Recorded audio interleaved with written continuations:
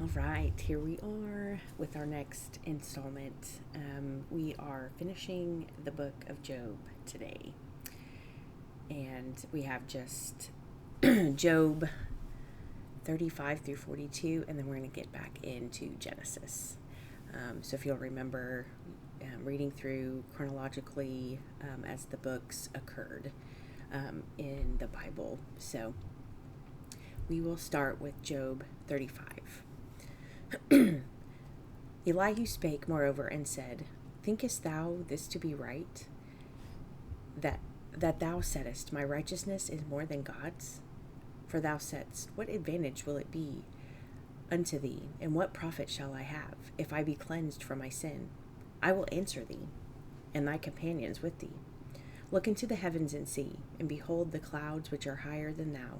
If thou sinnest, what dost thou against him? Or if thy transgressions be multiplied, what dost thou unto him? If thou be righteous, what givest thou him? Or what receiveth he of thine hand? The wickedness may hurt a man as thou art, and thy righteousness may profit the Son of Man. By reason of multitude of oppressions, they make the oppressed to cry. They cry out by reason of the army of the mighty. But none saith, Where is God, my Maker? Who giveth songs in the night, who teacheth us more than the beasts of the earth, and maketh us wiser than the fowls of heaven. There they cry, but none giveth answer. Because of the pride of evil men, surely God will not hear vanity, never will the Almighty regard it. Although thou sayest, Thou shalt not see him, yet judgment is before him, therefore trust thou in him. But now, because it is not so, he hath visited in his anger. Yet he knoweth it not in great extremity. Therefore doth Job open his mouth in vain. He multiplieth words without knowledge. Elihu also proceedeth and said, Suffer me a little, and I will show thee that I have yet to speak on God's behalf. I will fetch my knowledge from afar, and will ascribe righteousness to my Maker. For truly my words shall not be false. He that is perfect in knowledge is with thee. Behold, God is mighty and despiseth not any. He is mighty in strength and wisdom. He preserveth not the life of the wicked, but giveth right to the poor. He withdraweth not his eyes from the righteous, but with kings are they on the throne. Yea, he doth establish them forever, and they are exalted. And if they be bound in fetters, and be holden in cords of affliction, then he showeth them their work, and their transgressions that they have exceeded. He openeth also their ear to discipline, and commandeth that they return from iniquity. If they obey and serve him, they shall spend their days in prosperity, and their years in pleasure. But if they obey not, they shall perish by the sword, and they shall die without knowledge. But the hypocrites in heart heap up wrath. They cry not when he bindeth them. They die in youth, and their life is among the unclean. He delivereth the poor in his affliction, and he openeth the ears in oppression. Even so would he have removed thee out of the strait, into a broad place where there is no straightness. And that which should be set on thy table should be full of fatness. But thou hast fulfilled the judgment of the wicked. Judgment and justice take hold on thee, because there is wrath. Beware, lest he take thee away with his stroke. Then a great ransom cannot deliver thee. Will he esteem thy riches? No, not gold, nor all forces of strength. Desire not the night. When people are cut off in their place, take heed, regard not iniquity. For this hast thou chosen rather than affliction. Behold, God exalteth by his power. Who teacheth like him? Who hath enjoined him in his way? Or who can say, Thou hast wrought iniquity? Remember that thou magnify his work, which men behold. Every man may see it. Man may behold it afar off.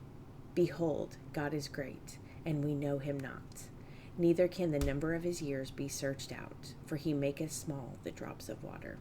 They pour down rain according to the vapor thereof, which the clouds do drop and distill upon man abundantly. Also can any understand the spreading of the clouds, or the noise of his tabernacle? Behold, he spreadeth his light upon it, and covereth the bottom of the sea, for by them judgeth he the people. He giveth meat in abundance, with clouds he covereth the light, and commandeth it not to shine in the cloud that cometh betwixt. The noise thereof showeth concerning it, the cattle also concerning the vapor. Chapter 37. At this also my heart trembleth, and is moved out of his place. Hear attentively the noise of his voice, and the sound that goeth out of his mouth. He directeth it under the whole heaven, and his lightning unto the ends of the earth. After it a voice roareth. He thundereth with the voice of his excellency, and he will not stay them when his voice is heard. God thundereth marvelously with his voice. Great things doth he, which he cannot comprehend. For he saith to the snow, Be thou on the earth, likewise to the small rain, and to the great rain of his strength. He sealeth up the hand of every man, that all men may know his works. Then the beasts go into dens, and remain in their places. Out of the south cometh the whirlwind, and cold out of the north. By the breath of God frost is given, and the breath of water is straitened. Also by watering he wearieth the thick cloud. He scattereth his bright cloud, and is turned round about by his counsels, that he may do whatsoever he commandeth them upon the face of the world in the earth. He causeth it to come, whether for correction, or for his land, or for mercy. Hearken unto this, O Job, stand still, and consider the wondrous works of God. Dost thou know when God disposed them, and caused the light of his cloud to shine? Dost thou know the balancing of the clouds, the wondrous works of him which is perfect in knowledge? How thy garments are warm, when he quieteth the earth by the south wind. Hast thou with him spread out the sky, which is strong, and as a molten looking glass? Teach us what we shall say unto him, for we cannot order our speech by reason of darkness. Shall it be told him that I speak? If a man speak, surely he shall be swallowed up.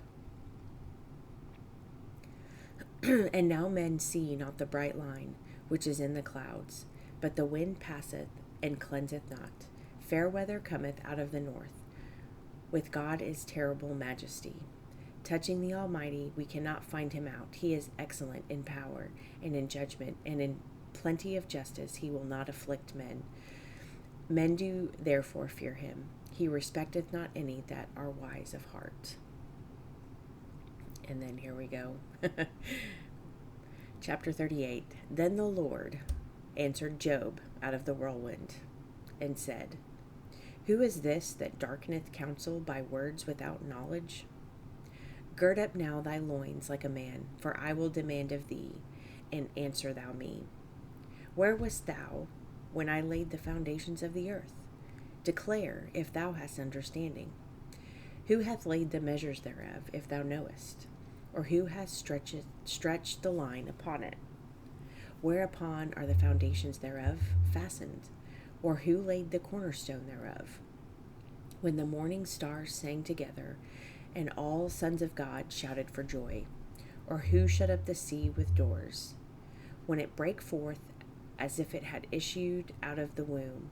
When I made the cloud the garment thereof, and thick darkness a swaddling band for it, and brake up for it my decreed place, and set bars and doors, and said, Hitherto shalt thou come, but no further. And here shall thy proud waves be stayed.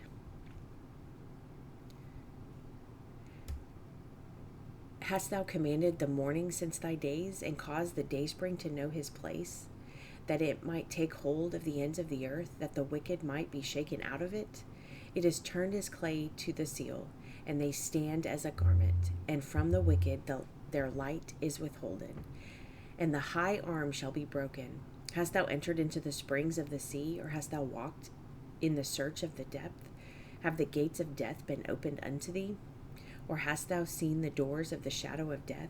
Hast thou perceived the breadth of the earth? Declare, if thou knowest it all. Where is the way where light dwelleth?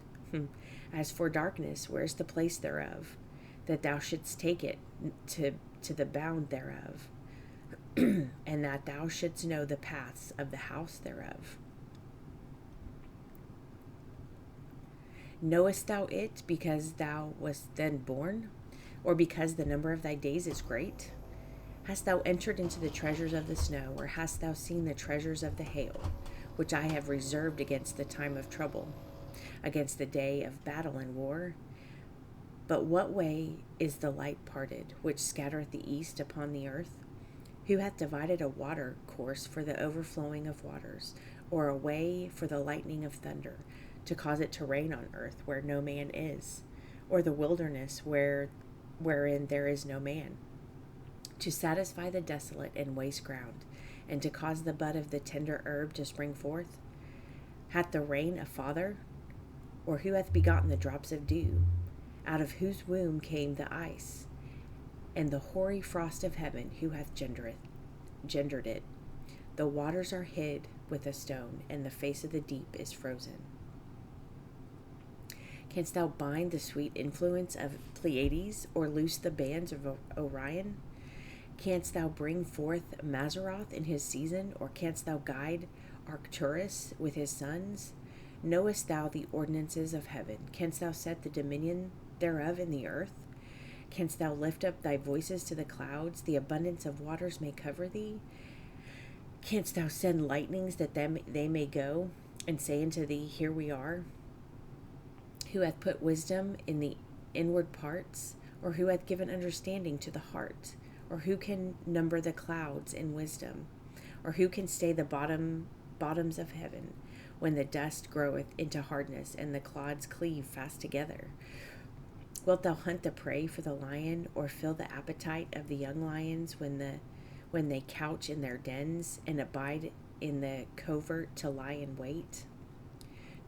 Who provideth for the raven his food? When his young ones cry unto God, they wander for lack of meat. Chapter 39.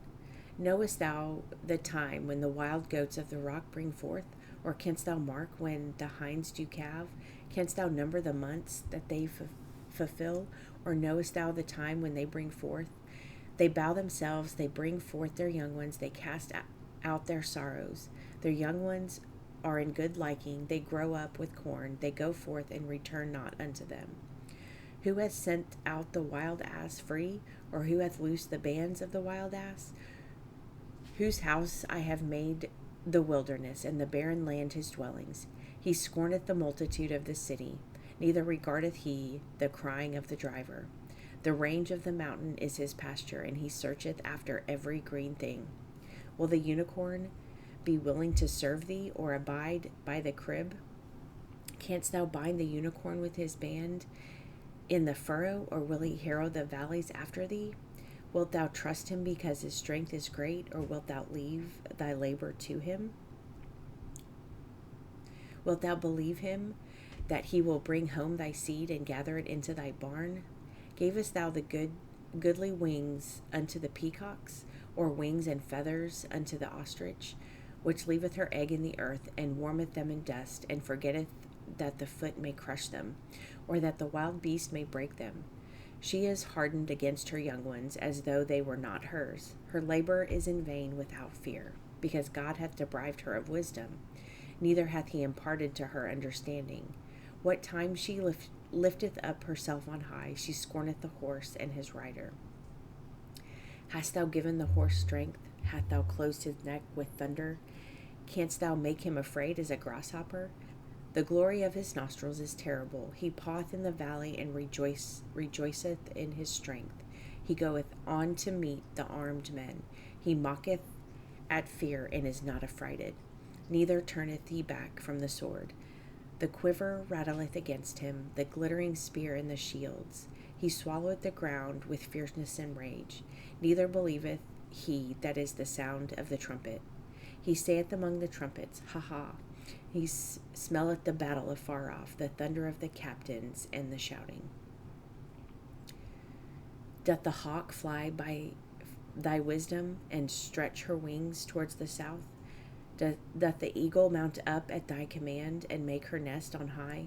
She dwelleth and abideth on the rock, upon the crag of the rock, and the strong place. From thence she seeketh the prey, and her eyes behold afar off. Her young ones also suck up blood, and where the slain are, there is she. Chapter 40.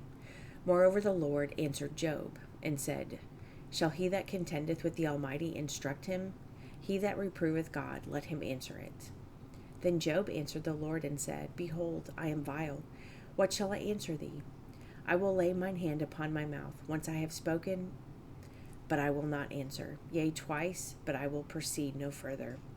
Then answered the Lord unto Job out of the whirlwind, and said, Gird up thy loins now like a man. I will demand of thee, and declare thou unto me.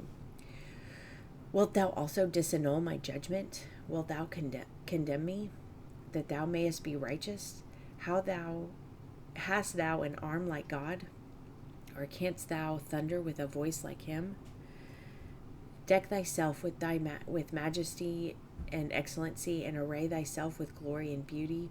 Cast abroad the rage of thy wrath, and behold every one that is proud, and abuse him. Look on every one that is proud, and bring him low, and tread down the wicked in their place. Hide them in the dust together, and bind their faces in secret. Then will I also confess unto thee that thine own right hand can save thee.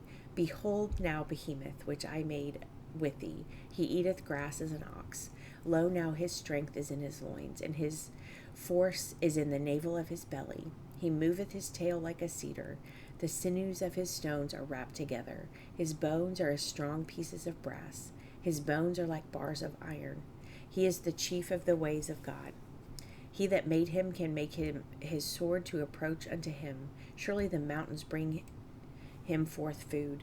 Where all the beasts of the field play, he lieth under the shady trees, in the covert of the reed and fens.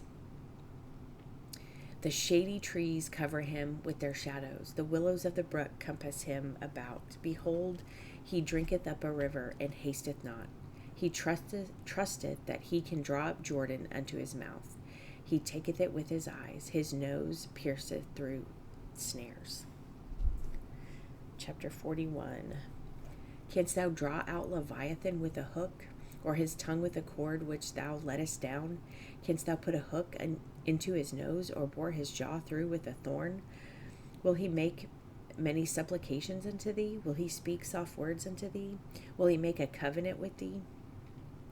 Wilt thou take him for a servant forever? Wilt thou play with him with a bird, or wilt thou bind him for thy maidens? Shall the companions make a banquet of him? Shall they part him among the merchants? Canst thou fill his skin with barbed irons, or his head with fish spears? Lay thine hand upon him. Remember the battle, do no more. Behold, the hope of him is in vain. Shall no one be cast down even at the sight of him? None is so fierce that dares stir him up. Who then is able to stand before me? Who hath prevented me that I should repay him? Whatsoever is under the whole heaven is mine. I will not concern his parts, nor his power, nor his comely proportion. Who can discover the face of his garment? Or who can come to him with his double bridle? Who can open the doors of his face? His teeth are terrible round about. His scales are his pride, shut up together as with a close seal. One is so near to another, there is no air can come between them. They are joined one to another. They stick together, that they cannot be sundered. By his neesings a light doth shine, and his eyes are like the eyelids of the morning. Out of his mouth go burning lamps, and sparks of fire leap out. Out of his nostrils goeth smoke, and out of a seething pot or cauldron. His breath kindleth coals, and a flame goeth out of his mouth. In his neck remaineth strength, and sorrow is turned into joy before him. The flakes of his flesh are joined together. They are firm in themselves, they cannot be removed. His heart is as firm as a stone, yea, as hard as a piece of the nether millstone. When he raiseth up, the mighty are afraid. By reason of breaking, they purify themselves. The sword that layeth at him cannot hold the spear, the dart, nor the habergeon. He esteemeth iron as straw, and the brass rotten wood. The arrow cannot make him flee. Sling stones are turned with him into stubble. Darts are counted as stubble. He laughed at the shaking of a spear. Sharp stones are under him. He spreadeth sharp pointed things upon the mire. He maketh the deep to boil like a pot. He maketh the sea like a pot of ointment. He maketh a path to shine after him. One would think the deep to be hoary.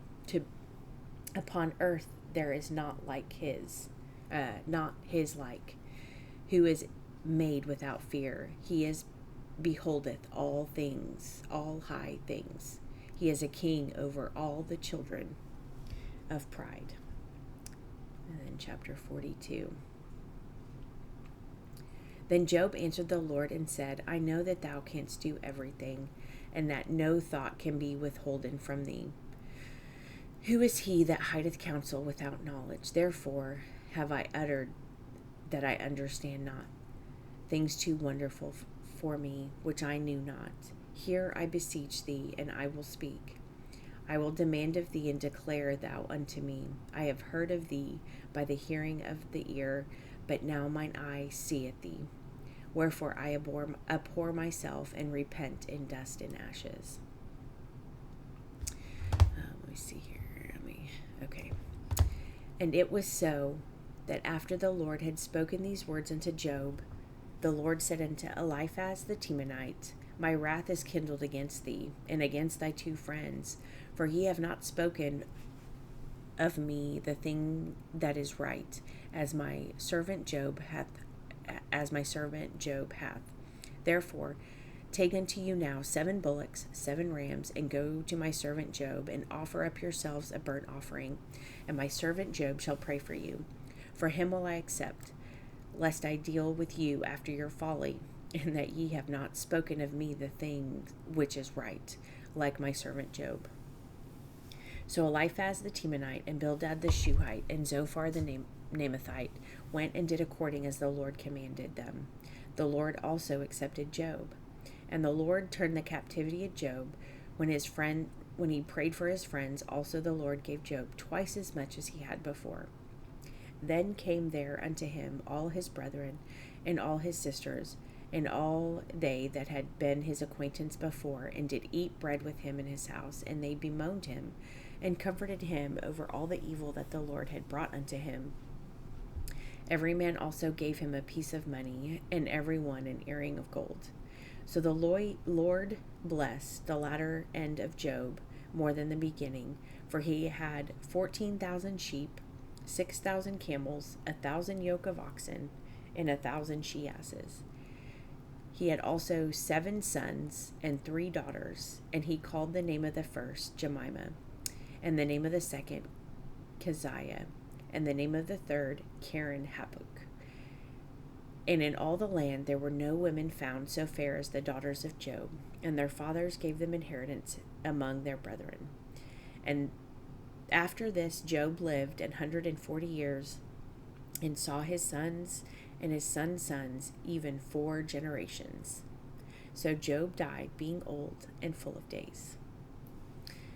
Okay, now we are going to, let me see if I can go back to Genesis. There we go. I'm going to cut that out. Let's see if I can stretch this out. All right, there we go. And so we covered through chapter 11 before. If you'll remember, we made it through the flood, and even made it through chapter 11, which is the Tower of Babel. So we can see even after the flood there was evil on the earth. Okay, now we are going to get back into Genesis and learning about the patriarchs, what we call the patriarchs. And the very first one is Abraham. Okay, chapter 12. Now the Lord had said unto Abram, Get thee out of the country, and from thy kindred, and from thy father's house, unto a land that I will show thee. And I will make of thee a great nation, and I will bless thee, and make thy name great, and thou shalt be a blessing. And I will bless them that bless thee, and curse them that curse thee. And in thee shall all families of the earth be blessed. So Abram departed as the Lord had spoken unto him, and Lot went with him. And Abram was 75 years old when he departed out of Haran. And Abram took Sarai his wife, and Lot his brother's son, and all their substance that they had gathered, and the souls that they had gotten in Haran. And they went forth to go into the land of Canaan. And into the land of Canaan they came. And Abram passed through the land unto the place of Sichem, unto the place of Morah.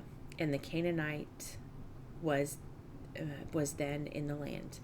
And the Lord appeared unto Abram and said, Unto thy seed will I give this land. And there builded he an altar unto the Lord who appeared unto them. And he removed from thence unto a mountain on the east of Bethel, and pitched his tent, having Bethel on the west, and Hai on the east. And there he builded an altar unto the Lord, and called upon the name of the Lord. And Abram journeyed, going on still toward the south. And there was a famine in the land, and Abram went down into Egypt to sojourn there, for the famine was grievous in the land. And it came to pass, when he was come near into Egypt, that he said unto Sarai his wife, Behold, now I know that thou art a fair woman to look upon. Therefore it shall come to pass, when the Egyptians shall see thee, they shall say, This is his wife, and they will kill me. But they will save thee alive. So I pray thee, thou art my sister, that it may be well with me for thy sake, and my soul shall live because of thee. And it came to pass that when Abram was come unto Egypt, the Egyptians beheld the woman, and she was very fair. The princes also of Pharaoh saw her, and commended her before Pharaoh. And the woman was taken into Pharaoh's house. And he entreated Abram well for her sake.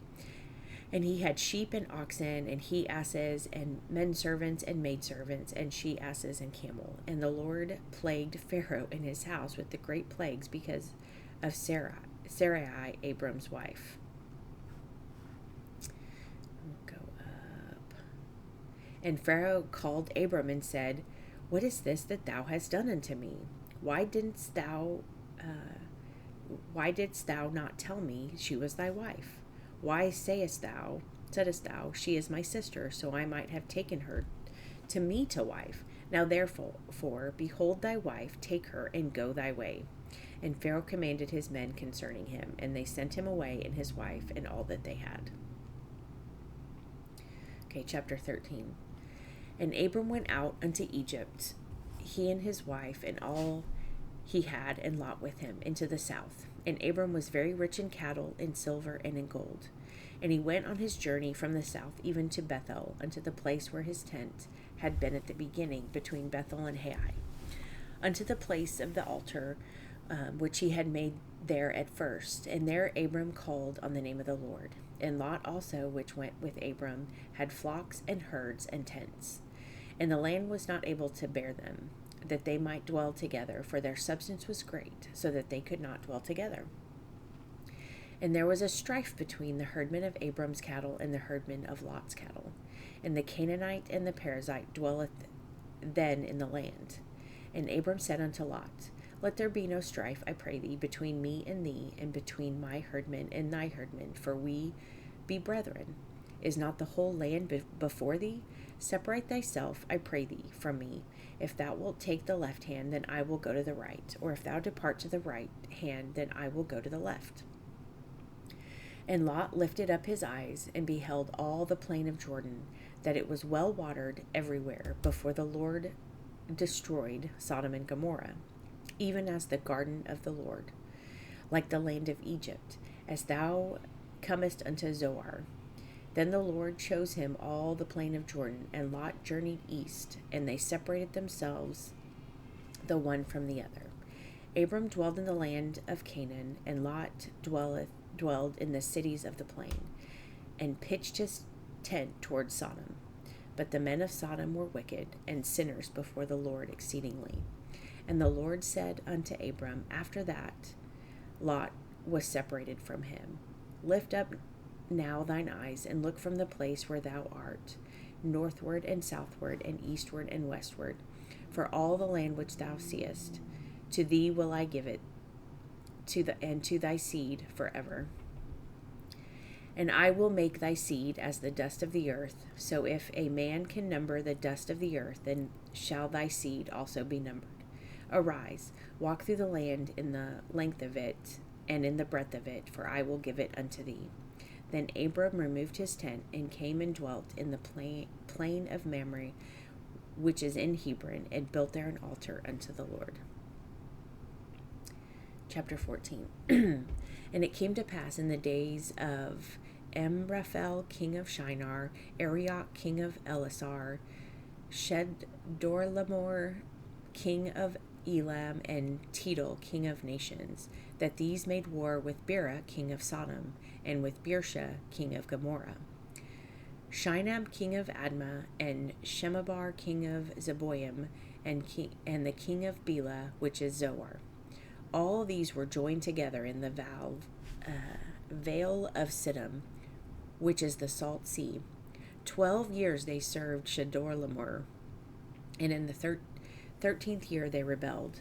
And in the 14th year came Chedorlaomer and the kings that were with him, and smote the Rephaims in Ashtaroth, Karnaim, and the Zuzims in Ham, and the Emims in Shava Kirathaim, and the Horites in the Mount Seir, and the Elparan, which is by the wilderness. And they returned and came to En-Mishpat, which is Kadesh, and smote all the country of the Amalekites, and also the Amorites that dwelt in Hazoret Tamar.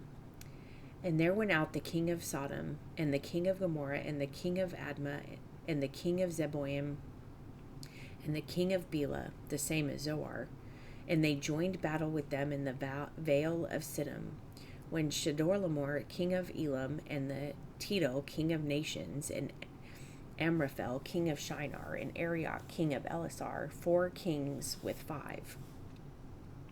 And the vale of Siddim was full of slime pits. And the king of Sodom and Gomorrah fled and fell there, and they fled to the mountain.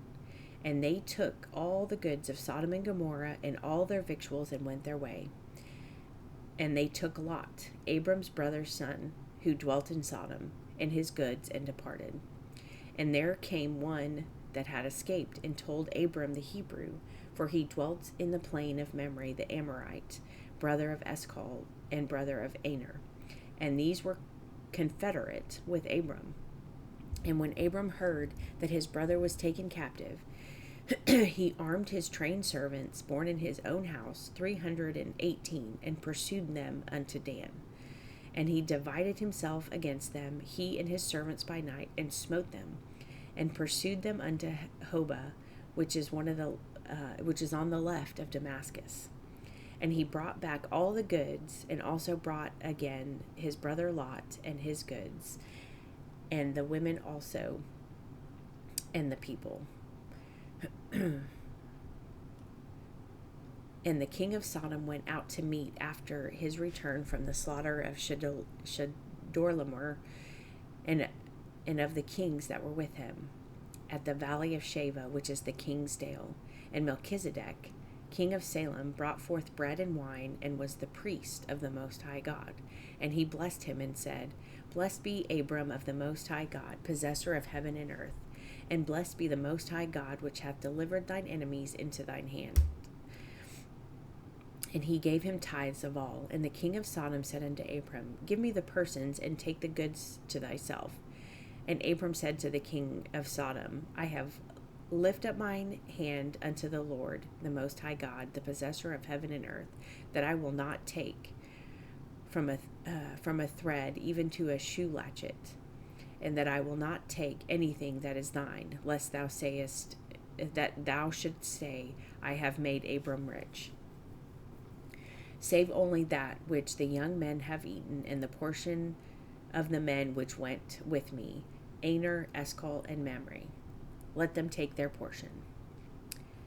And then chapter 15. After these things, the word of the Lord came unto Abram in a vision, saying, Fear not, Abram, I am thy shield and thy exceeding great reward. And Abram said, Lord God, what wilt thou give me, seeing I go childless? And the steward of my house is this Eliezer of Damascus. And Abram said, Behold, to me thou hast given no seed, and lo, one born in my house is mine heir. And behold, the word of the Lord came unto him, saying, This shall not be thine heir, but he that shall come forth out of thine own bowels shall be thine heir. And he brought him forth abroad and said, Look now toward heaven, and tell the stars, if thou be able to number them. And he said unto him, So shall thy seed be. And he believed the Lord, and he counted it to him for righteousness. And he said unto him, I am the Lord that brought thee out of Ur of the Chaldees, to give thee this land to inherit it. And he said, Lord God, whereby shall I know that I shall inherit it? And he said unto him, Take me an heifer of 3 years old, and a she-goat of 3 years old, and a ram of 3 years old, and a turtle dove, and a young pigeon. And he took unto him all these, and divided them in the midst, and laid each piece one against another but the birds divided he not. And when the fowls came down upon the carcasses, Abram drove them away. And when the sun was going down, a deep sleep fell upon Abram, and lo, an horror of great darkness fell upon him. And he said unto Abram, Know of a surety that thy seed shall be a stranger in a land that is not theirs, and shall serve them, and they shall afflict them 400 years. And also that a nation whom they shall serve will I judge, and afterward shall they come out with great substance. And thou shalt go to thy father in peace, and thou shalt be buried in a good old age. But in the 4th generation they shall come hither again, for the iniquity of the Amorites is not yet full. And it shall come to pass that when the sun went down and it was dark, behold, a smoking furnace and a burning lamp that passed between those pieces. In the same day the Lord made a covenant with Abram, saying, Unto thy seed have I given this land, and from the river of Egypt unto the great river, the river Euphrates, the Kenites and the Kenizzites and the Cadmonites and the Hittites and the Perizzites and the Rephaims and the Amorites and the Canaanites and the Girgashites and the Jebusites. Okay, that is our reading for today. Tomorrow we will pick up in Genesis. And now for the next several days, we will go through the rest of the books of what we call the Pentateuch: Genesis, Exodus, Leviticus, Numbers, and Deuteronomy. We pretty much go straight through those books. There, we do have some Psalms thrown in there when we get to Deuteronomy. But other than that, we pretty much go through these books in chronological order, and they kind of set the foundation of history. So I pray that this has been a blessing to you today, and may God's Holy Spirit speak to us with a message, with a truth, with a revelation that He would have us to see in the reading of this word, whether this be the first time through some of it, or whether it be the 100th time we've read this. May there be fresh revelation from the Holy Spirit and our Father God. And that is all. God bless you all, and we will see you on the next one.